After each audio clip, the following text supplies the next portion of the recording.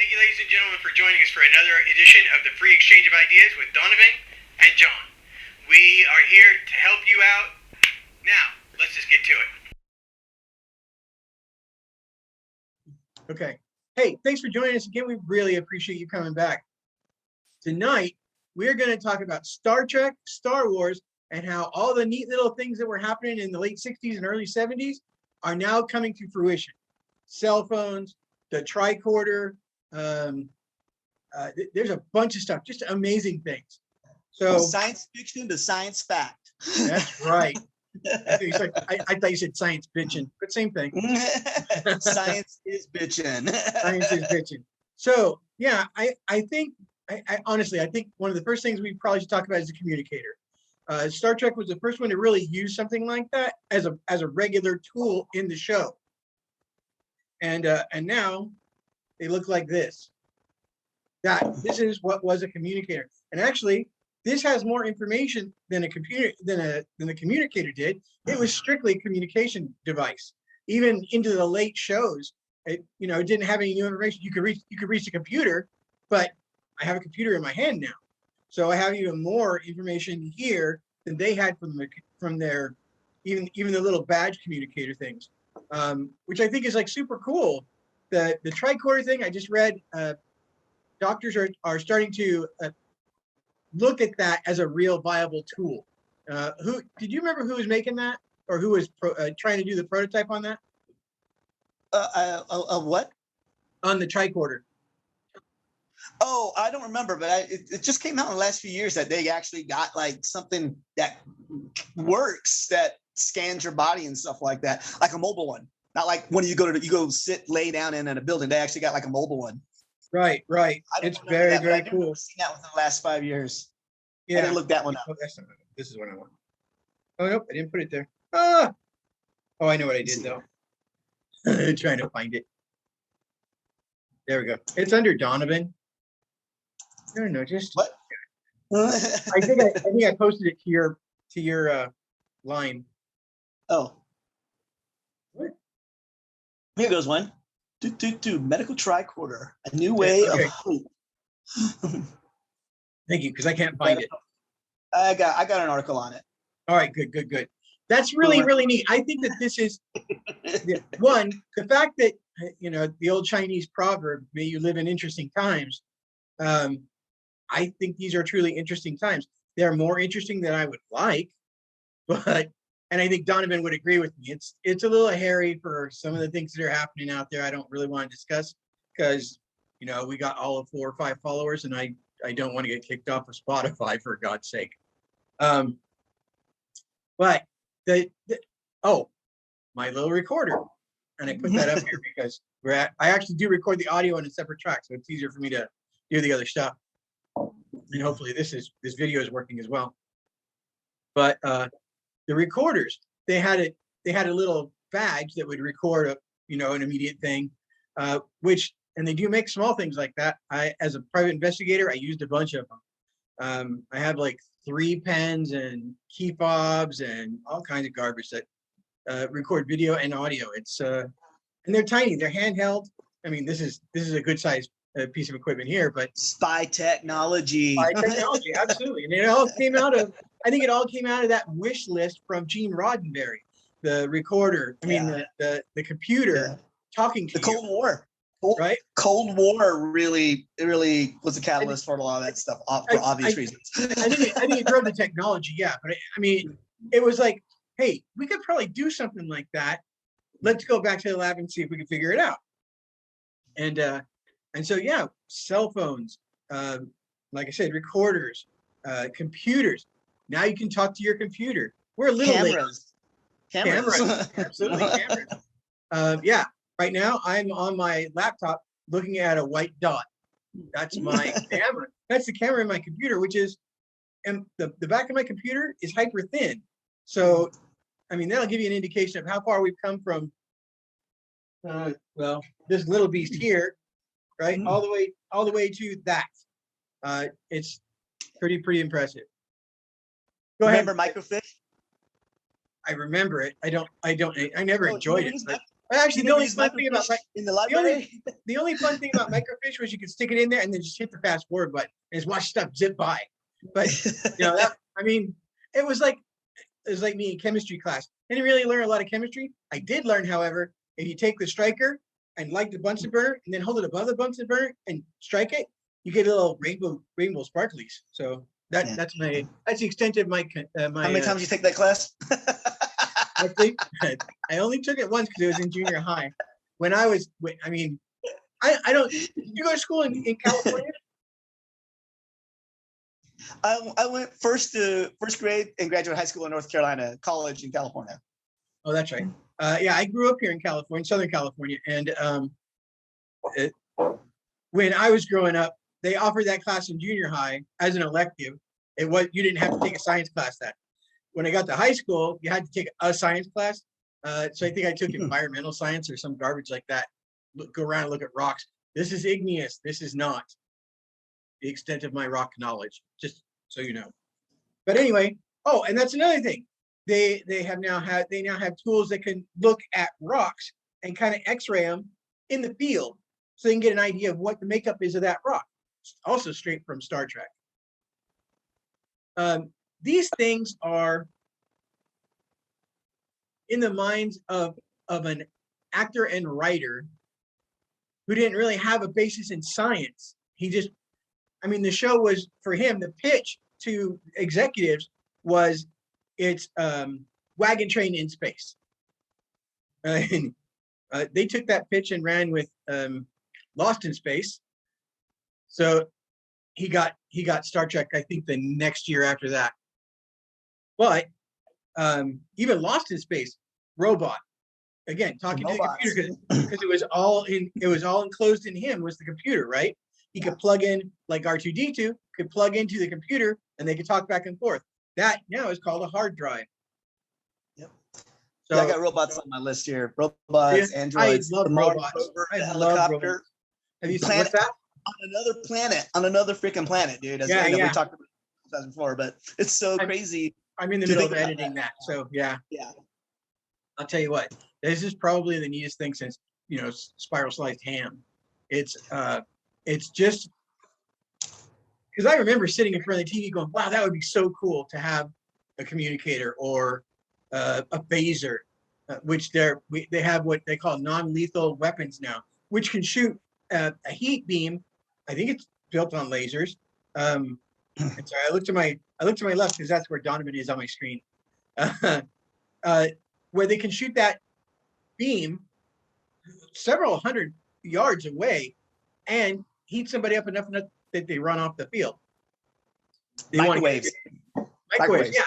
Which will kill you. Can't kill you. Yeah, if you hang around long enough, it'll cook you just like it does my burrito here. Yeah, I actually have notes on that too.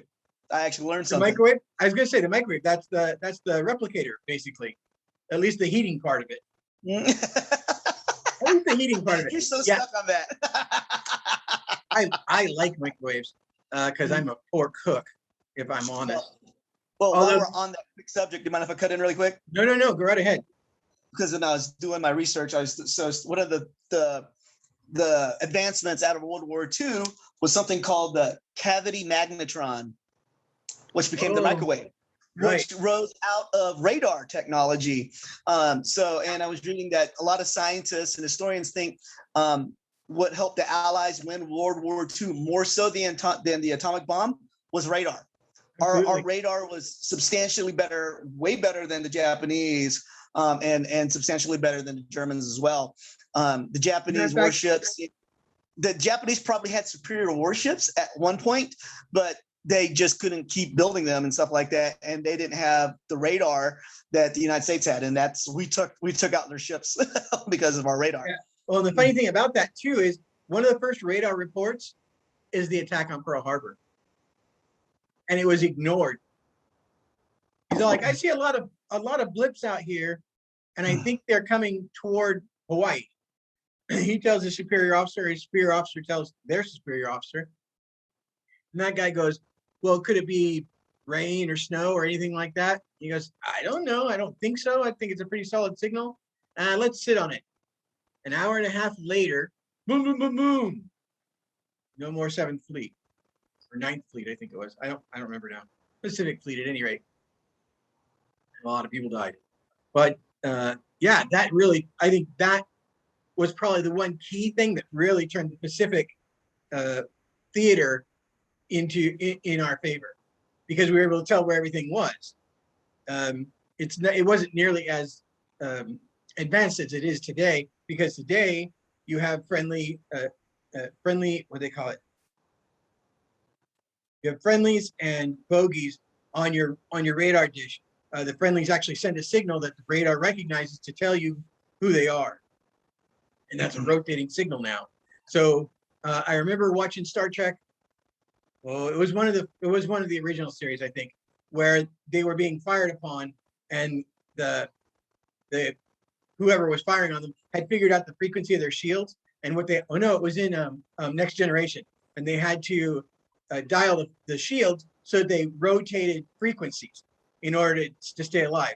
I just thought, and now we do that with our aircraft and military ships at sea, so that when we do radar them, they talk to the radar and they know who they are. Makes it much easier, much more easy to discriminate who's who in the battlefield in the heat of war. Yeah, it's actually amazing to me, as I was doing the research for the show tonight, of like how much of all this science fiction to science fact is available to, and we just kind of don't think about it. Like the train.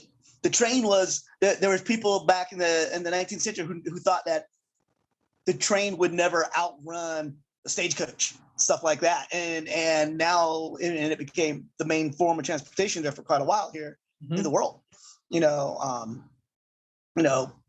Coal-powered ships, nuclear-powered ships, submarines, things such as that. The plane, the car. And as you were saying earlier, the phone or computer and everything. Like, I got my little pin here, which has a laser in it, a laser pointer. There you go. So, things like lasers were science fiction at one point too. And it's just amazing to think about all the stuff that we don't even think about, how it came to be and, how it got here. And one of the things and I know me and you talked about, I'm going way back, and he's not originally the first, but talking about like a lot of the Greek and early Indian philosophers, 2,000 years ago, came up with basically the term atom, right. Something that was indivisible, at least until last century, but more science fiction, right? Splitting the atom. But you look at like Leonardo da Vinci, who conceptually invented the parachute, the helicopter, an armored fighting vehicle, and the use of concentrated solar power, a calculator, the rudimentary theory of plate tectonics, and the double hull. So, and wow, everything I didn't know about the tectonic stuff. In anatomy, astronomy, civil engineering, optics, and the study of water, hydrodynamics. I mean, Da Vinci was truly, really a futurist, a visionary. Yeah, we talked about, when we were talking about doing the show, I talked about Mary Shelley, Frankenstein, using body parts, which we do pretty, regularly nowadays on a daily basis all over the world, And what the big thing is about that is, I know that at VMC, which is Valley Medical Center up in San Jose, their burn unit is one of the number one. It's one of the top 5 burn units in the United States. And they use cadaver skin all the time because it works. Because if they get it soon enough, it'll actually grow again. It doesn't look great, but hey, it's better than looking at your veins all the time. Yeah, but things like we talk about Jules Verne, the submarine, things such as that. The rockets, space travel, H.G. Wells, a lot of those guys, they were, talking about their time. Life coming to Earth from outer space and stuff like that, which, I still have hope for. But I'm kind of hoping we get there first. But where's that green woman at in space? Oh, she tried to kill Kirk, didn't she? Well, maybe he wasn't the good lover he thought he was. Anyway, so Gene Roddenberry, you were talking about, it's Star Trek: The Next Generation tablets, right? Like our phone, basically small tablets now and stuff like that. Touch screen. touchscreen. I always tease my dad when I like to tease him about Star Trek, the original series, about how things were considered. I'm always tease him about like the computer. Like the computer's like, this is that computer. I'm like, computers don't talk like that. No, they sound like the lady next door, the cute lady next door. Yeah, I get my phone and my computer to talk like that. yeah, there you go. Yeah, just some of the things that these people were visionaries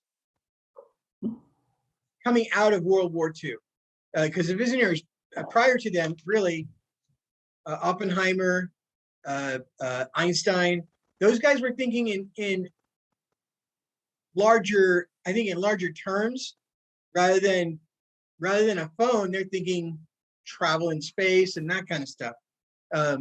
The theory of relativity, all those kind of things are big world or big universe thoughts. And then you get something like Buck Rogers, and then Star Trek and Star Wars, and you get these guys are going, we can make that stuff. Like that. We can do this, and they sat down and did it. And I just think it's great that some of the guys that were coming out of the 70s and 80s, the scientists were into this Star Trek and Star Wars and all that stuff, and that's what kind of pushed them to do those kind of things. They thought, oh, that'd be kind of neat to have. How do I think I could do that? I don't think that way. I mean, honestly, I'm just an old drummer, so 1, 4, 5, and I'm good to go. But yeah, if that's another thing. Hearing aids, also from Star Trek. That's a communicator, basically. Yep. Short distance communicator. Radio, absolutely. Yeah, radio in general. First radio was not was live concerts. Usually string quartets or symphonies, but they were live. I mean, they would drag equipment. We're not talking with my little tiny mic right here. We're not talking anything like that. We're talking equipment. And they would drag that down to a symphony hall and play the show over the radio. They didn't even record. So all that stuff a lot of that stuff is lost. Some of it did get recorded, but a lot of that stuff is just lost. It was live, just live on the radio. So until they got to where they could do in studio and start doing little shows and little vignettes and that kind of stuff. Recording vinyl. Yeah, on vinyl, not even on tape. Yeah. Actually direct to vinyl. Pretty cool stuff. Just watching the progression of all of that and going, I can pick this point and pull it out and say, if it wasn't for this show, we probably wouldn't have got here, or at least not at this point in time. Yeah. My dad had the big old recorder, the big round tape recorders, and then then there was 8-track. I remember 8-track. And then reel to reel. But I remember 8-track definitely, and then cassettes, CDs, DVDs, and now we're all digital. Like in the cloud, right? Exactly. Which is super crazy to think how us, as old as we are, we're pretty young still, that we see technology advance that far in our lives, right? So, exactly. I remember having like a digital watch in 4th grade, and that was the coolest thing ever. Thank you, man. My first memory of, I guess, technology in general, outside of television and radio, was like a rotary dial telephone. We had a rotary dial telephone in my house. And we all did, right? We didn't get a push button until. Yeah, we didn't get a push button phone until I was probably in junior high. Yeah. My dad, one, I think my dad didn't feel the need, and two, they were still kind of new, at least where I was, and so we got one because I think AT&T offered it to us, kind of deal. Here, let's upgrade your phone, and even then, it plugged directly into the wall. There wasn't the little clip thing that you have now that makes that phone portable. I mean, I remember getting our first microwave. It must have been 78, maybe. Oh yeah. Was it a radar range? I had a radar 38 range, man. microwave. And I remember my mom and dad like, don't stand close to it.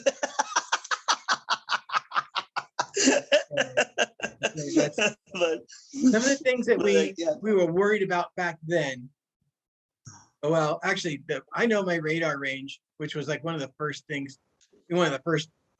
microwaves. Yeah, you didn't want to stand close to that because it sounded like a bomb going on. It just sounded like, it sounded like a rock crusher transmission all the time. And ding, sweet, blue's ready. That was like the dichotomy of that thing. But what's that? Yeah. It's just amazing. I think as I started doing research for the show and stuff, I was kind of like all these things that like the train. I would never have thought about as the train as being science fiction to science fact, but sure enough, train's in there.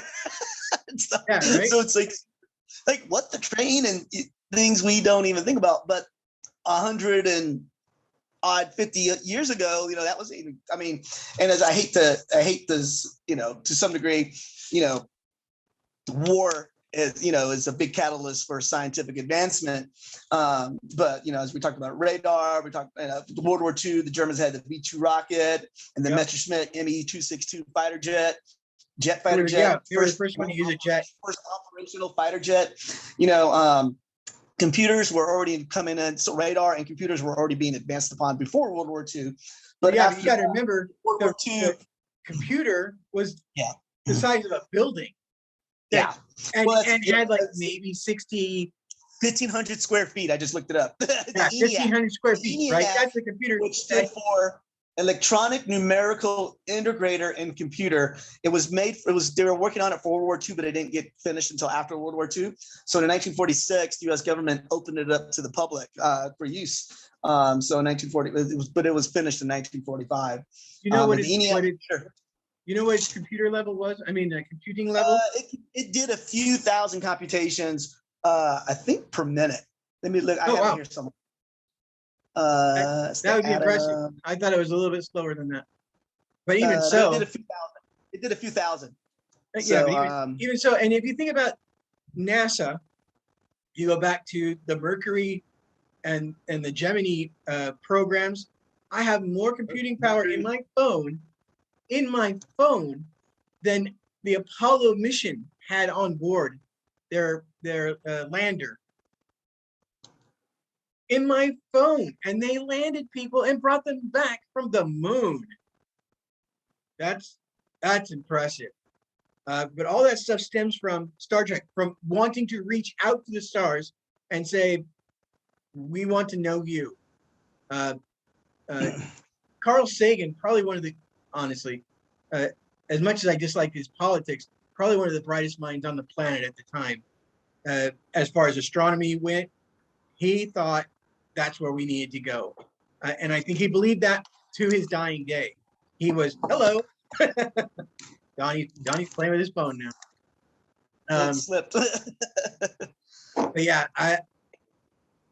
Carl Sagan was probably one of the few true visionaries who was able to actually push us in that direction. People listened to him because he didn't sound like a nut, but he made big plans, and he got people to help him out and follow those plans.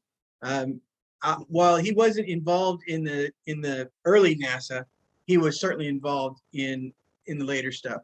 The space shuttle, the first space shuttle, which was just a working model basically, was named the Enterprise, and I think that was probably.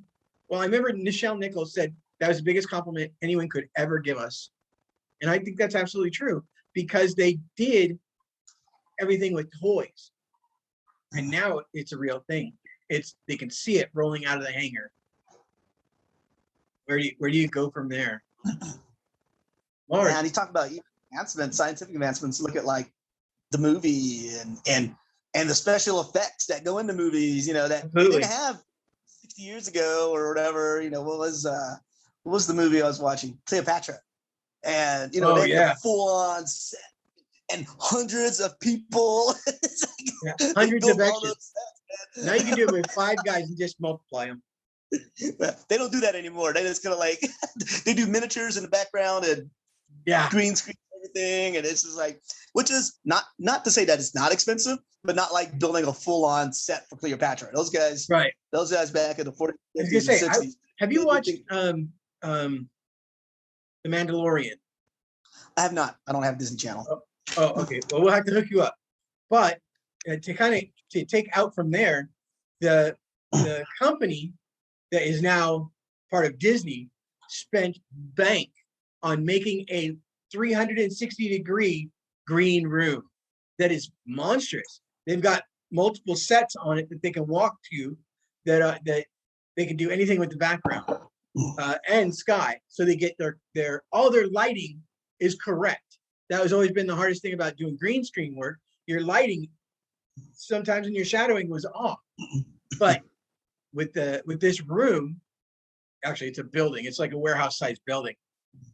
With that room, they always get their lighting and their shadowing correct because it's right there. They're not creating new shadow or light effects.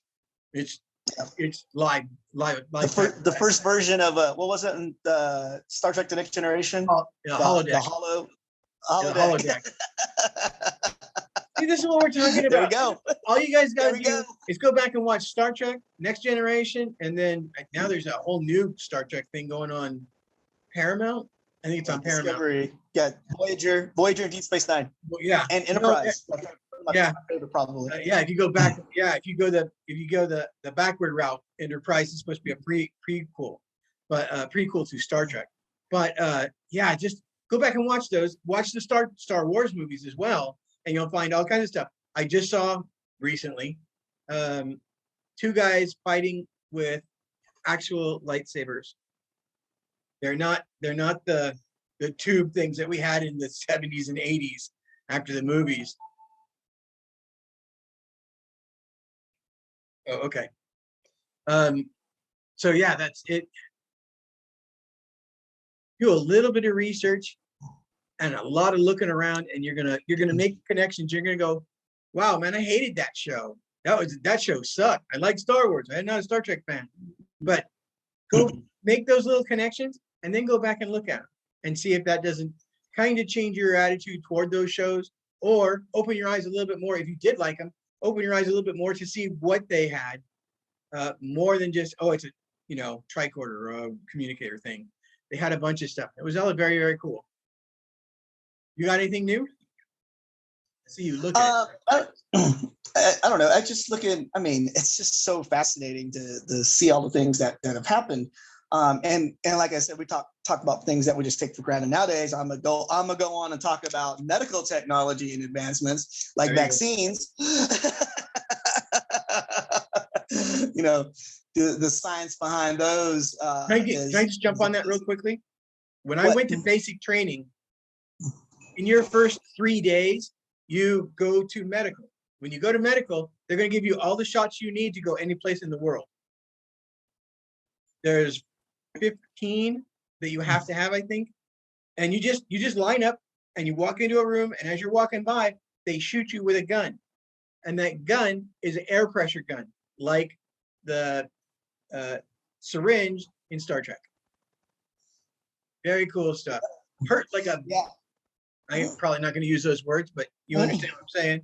And then, of course, what's that? How many shots did you get? I think it was 15.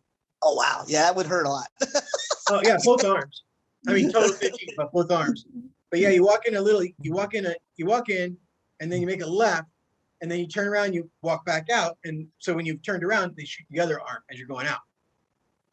And because we're all guys in basic training in the same unit, we would walk around and hit each other in the arm just to make sure you got all your shots.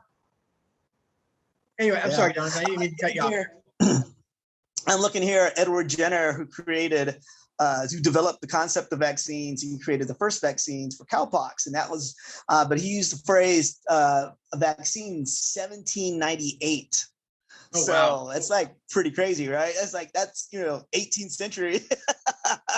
And the needle technology didn't change for years. Well, almost a century. And now we have barrel needles from like micro needles, like the ones I use for my insulin, to the one that took water out of my knee when I was 19. You go from a little tiny needle that's a barrel shooting through it to one that's about yay big, taking water out of your knee. That one wasn't fun either, but technology is cool. Yeah, it's. I'm looking here. I'm on Wikipedia talking about, and there's the different types of vaccines which I honestly didn't. I mean, I knew a little bit because we talked a little bit about this, but some of this technology, but right. Attenuated and activated, taxoid, subunit, conjugate, outer membrane vesicle, heterotypic, viral vector, and RNA.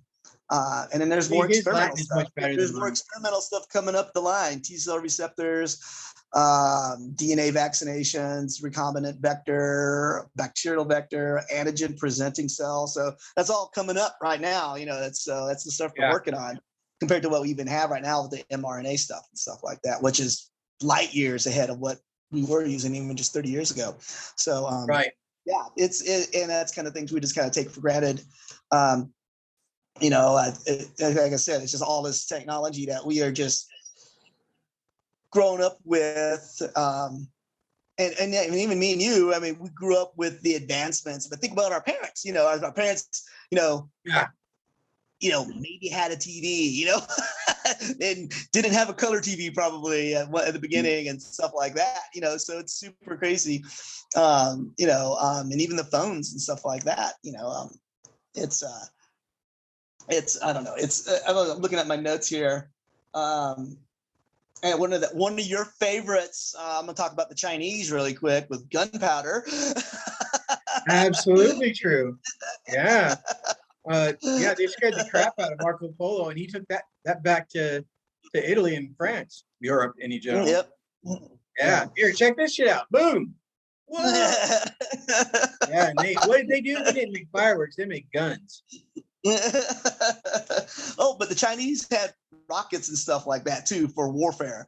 Yeah, so, what the funny thing is, I saw on, I want to say it was one of the truth or fact or fiction shows, and they talked about the Chinese having rockets. They had this box, and it had little boxes inside of it, and all the rockets would go in there, and then they would just light a fuse, and they would all go off. Well, the barrels were kind of short. We're talking, maybe 1.5 feet deep, long enough to get the rocket in there, but really not really long enough to guide it or get it going in the right direction. And they didn't have fins on them. They were just wild. And they fired one of these things off. It's like a shotgun. Yeah, like exactly. A shotgun, right? It wasn't even as good as a shotgun. It was really funny because they had a bunch of dummies out in the field, and they fired this thing off. And I think out of the 40 or 50 dummies they have, maybe 10 or 12% actually got hit, but they went everywhere, man. Just amazing. But the technology was, I mean, even if it didn't hit anybody, it scared the crap out of the people you're fighting. Yeah. Dude, how many of those they got back? Yeah, and you look at World. I think of the Civil War, and you think of the Gatling gun, and kind of the first submarine. You got like the what they call the ironclads. The Monitor. And what was the other one? The Merrimack. So things like they were the first like metal ships, functional. So it's all talking about war again, but yeah, it was kind of World War I. You had chemical weapons, we had tanks, kind of changed warfare. Cavalry and infantry from then on. It's kind of like sorry about that. Let's line up everyone and send them in. Oh, like it didn't work this time. Let's try it again. Yeah, the theory of war was Grant's theory of war was he would just throw everything at them and deal with it later. He would stand up on the hill and watch all of his guys bum rush all of their guys and lose like half of his troops, but he'd win the battle because he just had more troops to throw at him. Yeah, but it's you look at things. Yeah, even things today like nuclear power, solar power, wind power, and those two technologies are still increasing. We talked about batteries before, battery technology, and how that, our phones and our computers, and that's lithium. Lithium changed everything as far as computing goes, and computing hand products, things such as that, like the iPod and stuff, which we think of the iPod nowadays as kind of like it's old technology. Right, 15 years ago, that was like top of the line recording technology you had right there. So, absolutely. Yeah, so it's super crazy to think about just how fast, how the iPhone changed everything too, as far as, the touch screen, and that hadn't been done before, and Apple did that. So, but yeah, so it's and even Apple with their computer, what's the word I'm looking for? Their Mac, the laptops. Not laptops, but their whole system, the whole computers, the OS system, operating system. Yeah. Compared to Microsoft. The older, oh my God, I'm blanking out now what it's called because it's so long since I've talked about it. What's the old computer system? DOS. Oh, no. Oh yeah. Okay. DOS sucked. Like, I'm telling you right now, be glad you never learned DOS. Don't, if you want to be tortured, look it up. But I remember looking at this black screen with the green lettering. Oh my God, it used to make my eyes bleed. But Apple, and their operating system is like, to me, how a computer should work, which got copied by Microsoft and those guys. But the other thing for me is, people that are 20 years younger than me have never seen a floppy disk or a 3 1/4 disk. They've never seen those things. They don't even know what the hell I'm talking about. I was in the office today with my guys, and I was talking about somebody said, "Oh, this guy's name is Milton." I'm going to go, "Oh, does anybody call him Uncle Milty?" Every one of them looked at me with blank stares. They're like, "Okay, I'm just going to go eat my lunch now. You guys are babies." Oh. I saw a meme this past week or two, and it was like someone was holding the floppy, the not even the old one, the one, and a kid was like, "Oh, you 3D printed the save icon." That's another thing, 3D printing. Oh my gosh, yeah, just amazing! And now they're doing 3D printing with metal. So, it's not steel, laser cutting. Still. Laser cutting, stuff like that. Yeah.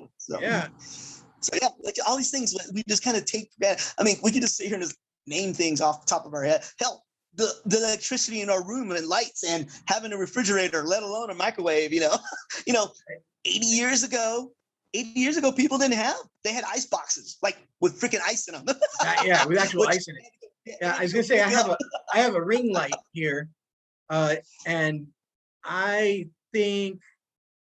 Outside of neon, you didn't see round fluorescent tubes or round light bulbs, bright, larger light bulbs. You saw small light bulbs, 60 watts was a big light bulb when I was a kid. Yeah. This thing puts out 45 watts and I look fantastic in it. Yeah. Yeah. And you talk about advancements. I mean, they used to use gas for lanterns out in the street and stuff. Like people had to go and light them at night and stuff like that. Yep.